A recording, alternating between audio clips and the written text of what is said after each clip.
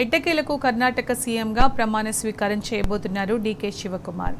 లోక్ భవన్ వేదికగా సాయంత్రం 4 గంటలకు ఆయన చేత ప్రమాణ స్వీకారం చేయించనున్నారు గవర్నర్ థావర్ చంద్ గెహ్లాట్. డీకేతో పాటు ఉప ముఖ్యమంత్రిగా జి పరమేశ్వర ప్రమాణ స్వీకారం చేయనున్నారు. ప్రియాంక ఖర్గే, కేహెచ్ మునియప్ప, ఎంబీ పాటిల్, రామలింగారెడ్డి, సతీష్ జార్కిహోలీ సహా 13 మంది మంత్రులుగా ప్రమాణం చేయనున్నారు. ఈ కార్యక్రమానికి ఏఐసీసీ అధ్యక్షుడు ఖర్గే, రాహుల్ గాంధీ, కేసీ వేణుగోపాల్, రణదీప్ సింగ్ సుర్జేవాలాతో పాటు కాంగ్రెస్ పాలిత రాష్ట్రాల సీఎంలు పాల్గొననున్నారు. ఇందుకోసం అన్ని ఏర్పాట్లు పూర్తయ్యాయి.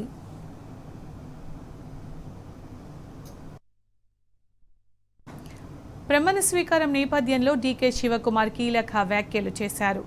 ముందున్న మార్గం సులభం కాదని ఎమోషనల్ అయ్యారు. అయితే ప్రజల నుంచి తనపై ఉంచిన నమ్మకానికి తాను కృతజ్ఞుని అన్నారు.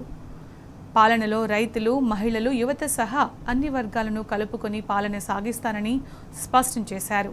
ఇక తన రాజకీయ ప్రస్థానానికి సోనియా గాంధీ కుటుంబం అందించిన సహకారం మరవలేదన్నారు.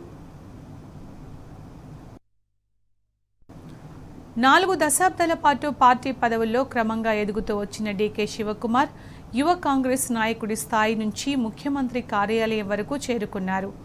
1962లో డొడ్డా అల్హా గ్రామంలో జన్మించిన డీకే విద్యార్థి దశ నుంచే రాజకీయాల్లోకి వచ్చారు.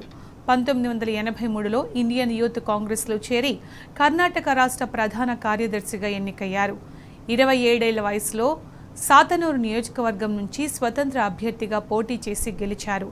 1991లో బంగారప్ప ప్రభుత్వంలో జైళ్లు, హోంగార్డుల శాఖ జూనియర్ మంత్రిగా బాధ్యతలు నిర్వహించారు.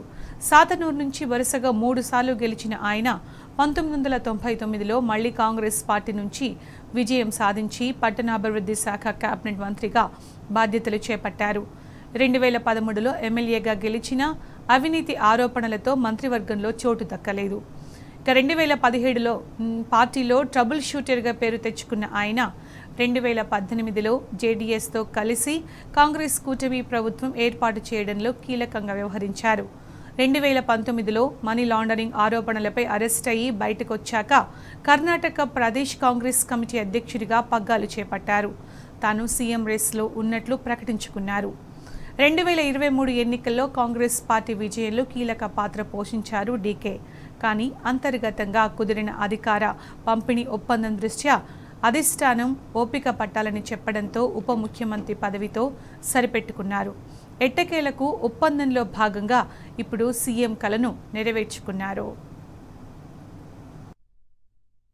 The faith and the confidence the people of this country have shown to me, I am very much obliged and I have to do a lot of hard work and deliver.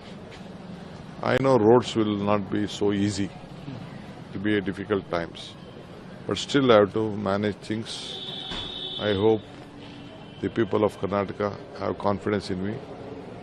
I have to do my job. I will do very sincerely with a lot of dedication, and I will reshape, because the world is seeing India through Bangalore and Karnataka. That is also there. So it is a lovely state. Whomever I meet, they said that it is a very important state. So definitely I will have to take every section of the society together, from the farmer to the woman to the youth, and new Yuva Yuga will start.